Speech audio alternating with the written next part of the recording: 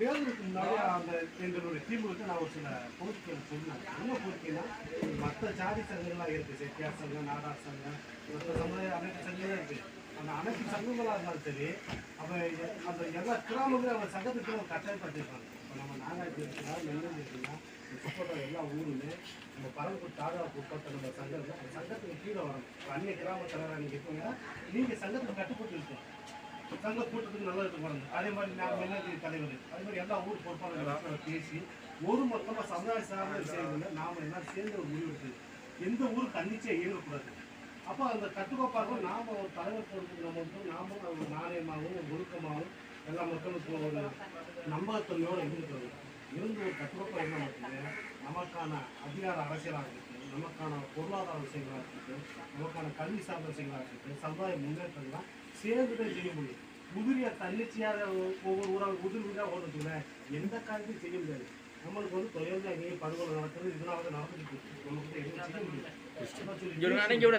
ரெண்டாவது, இன்னைக்கு நம்ம விளை வைக்கிறதுக்கோ நம்ம விவசாயம் பண்ணி உற்பத்தி பண்ணுறதுக்கோ நம்ம நாம விளை வைக்கிற பொருளை கமிஷன் கடைக்கு இங்கே கொண்டு போனால் இங்கே வியாபாரியாக இருக்கா எவ்வளோ பார்த்தாலும் செட்டியார் நாடாரு போனார் எவ்வளோ இருக்கு. நம்ம கொண்டு போகிற பருத்தி விளைவிக்கு ரேட்டு முடிவு பண்ணுறது அவனாக இருக்கேன். என்னையா அப்படி பண்ணுறீங்கன்னாக்கா வியாபாரிகள் சங்கம் உட்காந்துக்கிட்டு அசால்ட்டாக சம்பாதிக்கும். வியாபாரி சங்கம் அந்த சங்கத்துக்குள்ள நம்ம ஆளுங்க யாராச்சும் யாருமே 23 மாதம் ஒன்று வாழ்றான். ஒன்று உற்பத்தி பண்ணி அவன் கையில் கொடுக்குறான். அவன் சொல்கிற ரேட்டு காற்றையும் மேட்டையும் மறைக்கிறது நம்ம கஷ்டப்படும். இப்போ நமக்குன்னு ஒரு சங்கத்தை உருவாக்கணும், வியாபாரி சங்கத்தை. அதே மாதிரி நம்ம படித்த இல்லைன்னா ஒன்று படித்த அரசாங்க இல்லைங்கிற வேலை இல்லை. இவங்களை வந்து வியாபாரம் என்னன்னா கவர்மெண்ட்லாம் இப்போ தனியார் ஆகிக்கிறாங்க. எல்லா இதுவுமே ரயில்வே டிபார்ட்மெண்ட்லாம் அவங்களுக்கு தெரியும், தனியார் வேலை போச்சு எல்லாமே போயிட்டு இருக்கு. இனிமேல் இந்த சூழ்நிலை மாற்றணும்.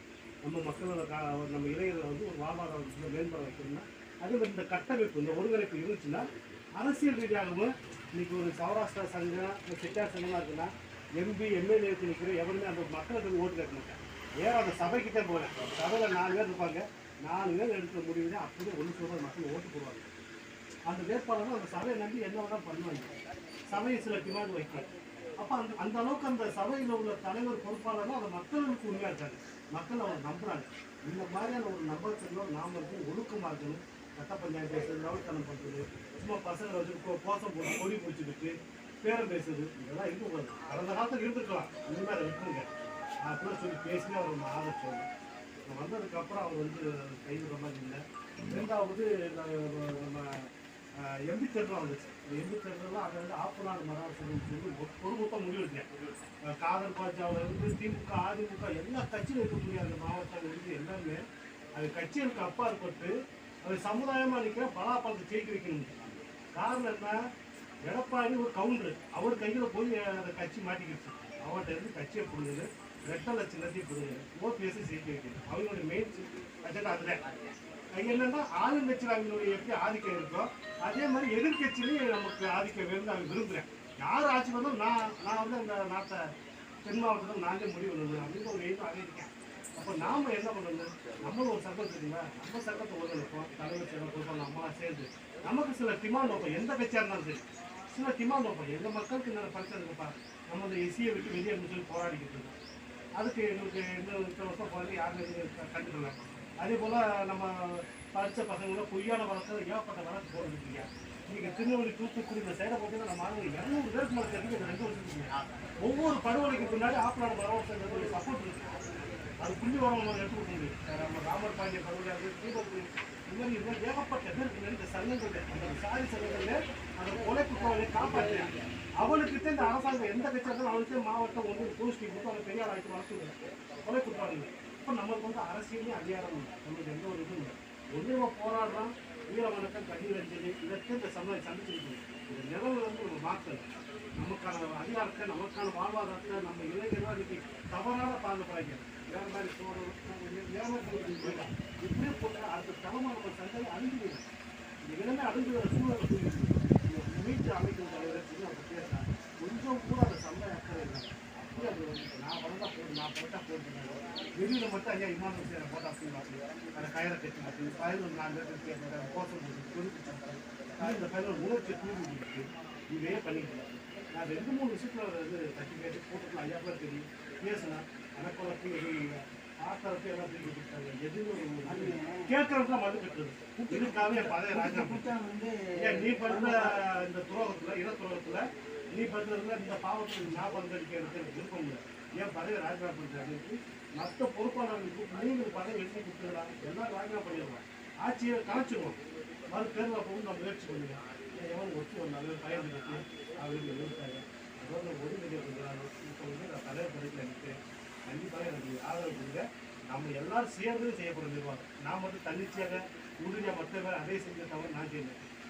நம்ம கிராமங்கள் எல்லா கிராம பொறுப்பாளர்கள் அவங்க எல்லாம் சேர்ந்து ஒவ்வொரு முடிவும் எடுத்து நமக்கு ஒரு பள்ளிக்கூடத்தை எடுத்துக்கணும். நம்ம திட்டங்களாக இருக்குது. வரவக்குடியில் நம்ம இன்னைக்கு சண்டைக்கடை இருக்குன்னா அந்த சண்டைக்கடை 601 மணி ஆனால் அனுபவிச்சுருக்கோம். நம்ம ஏழை எடுக்கணும். நம்ம பசங்க மக்களோட வியாபாரங்களை மாற்றணும். ஒரு சமுதாய முன்னேற்றம் ஒரு ஸ்டெப்புக்கு இன்னும் ஒரு ஸ்டெப்பு மாறணுமா? இன்னும் அதுக்குள்ளேயே நின்றுக்கிட்டு உருட்டிக்கிட்டு பரட்டிக்கிட்டு சண்டை ஓட்டுக்கிட்டு இப்படி போகிறது ஒரு சமுதாயம் முன்னேற்றம். ஏன்னா அதுக்கு நம்ம பேரப்பிள்ளை இருக்குது, நம்ம பேத்துக்குள்ளே அதில் வாழணும். அந்த தலைமுறை நல்லா இருக்குது. இந்த அக்கறையெல்லாம் மயக்கில் வச்சு நம்ம எல்லாம் சேர்ந்து பயன்படுத்தி இந்த இடத்துல நிற்கிறோம்.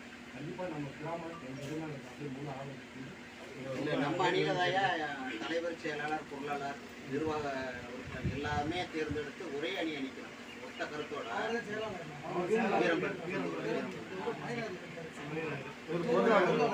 மற்ற அணிகள்லாம் தலைவருக்கு மட்டும் நிற்கிறாங்க.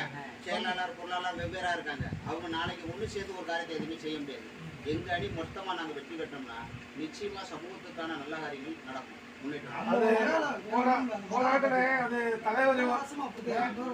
போராட்ட தலைவர் ஒரு பக்கம் செஞ்சாப்ல, செயலாளர் ஒரு பக்கம் செஞ்சாப்ல, ரெண்டு பேரும் சண்டை ஓட்டு சண்டை ஓட்டுறாங்க. ஆமா, அது மாதிரி இருக்கக்கூடாதுங்க. ஒரே கருத்தோட பயணிக்கிறாங்க. 200 கார் போன பயணிட்டோம். நம்ம ஓட்ட போகலாம். அந்த இடத்துல வந்து நம்மளோட விமானிகளை செய்து அமைக்கிறதுக்காக நம்ம இது எல்லாம் ஏற்பாடு பண்ணி 200 காருக்கு மேலே போயிட்டு போகிறோம். கோரிக்கை வைக்கணும். கலெக்டர் வந்துட்டார். ஏதோ ஒரு மீட்டிங்கை அட்டன் பண்ணி வெளியில் வர்றாரு. வெளியில் வந்து அவர் பேசுகிறார், என்ன கோரிக்கை, இந்த மாதிரி கோரிக்கை நாங்கள் செய்வோம். நான் வந்து பரங்குடி தாலுகா ஆஃபீஸில் இருந்தாருன்னு சொன்னாரோ, பரங்குடி தாலுகா ஆஃபீஸில் வந்து நான் இந்த ஏரியாவில் எனக்கு தெரிஞ்சவங்க நிறைய பேர் இருக்காங்க, சொந்தக்காரங்களாம் இருக்காங்க. வாய் விட்டு பேச ஆரம்பித்தார். அப்புறம் நான் சொன்னேன், அதை நீங்கள் செஞ்சுக்கிட்டு போய் ஏன்னா இவர் போய் சரி மீட்டிங்கை நான் அட்டெண்ட் பண்ணுறேன். கலவரம் வருது, 2 போஸ்ட்டும் கலவரம் பண்ணுறாங்க. தலைவர் வந்து பக்கத்தே இருந்துக்குவார். அப்புறம் நான் செயலாளர் 12 லட்சம் வச்சுக்காருன்னா, பொருளாளர் 12 லட்சம் வச்சுக்காருன்னா யார் அப்போ காசு வச்சுக்கிட்டீங்க? கணக்கு வழக்கம் ஒழுங்குமுறையாக முடியல. அண்ணே தற்பேண்ணே கொஞ்சம் அப்படிங்கண்ணே அப்படிங்கண்ணே இவர் என் பக்கத்தில் இருந்த தலைவர் இந்த மாதிரி சப்போர்ட்டை பண்ணிட்டார். அவர் சொல்கிறதே நியாயமான நன்மைன்னு சொல்கிறார். எனக்கு தெரிஞ்சு அப்போ இப்படி தான் வாழணும், இப்படி தான் உயர்ந்து போகணும்னு சொல்லிட்டு ஒரு போயிட்டு அதுக்கு காசை வாங்கிட்டு நம்ம சிலையை அங்கே கொண்டு போய் காரியம் விட்டாரியா சுத்தமாக முருகேசன் கல்விக்காரர் முருகேசன் அதில் நம்ம சிலையை அங்கே வச்சுக்கணும் அப்படின்னு அதெல்லாம் கம்பியை மூடிட்டாங்க முன்னாடி. இப்போ அந்த கம்பியெல்லாம் காணாம், இந்த கல்லாம் காணாம், எடுத்துட்டாங்க. கம்பி இருக்கு, அதுக்கு முன்னாடி குடியெல்லாம் மூடி இருந்தாங்க.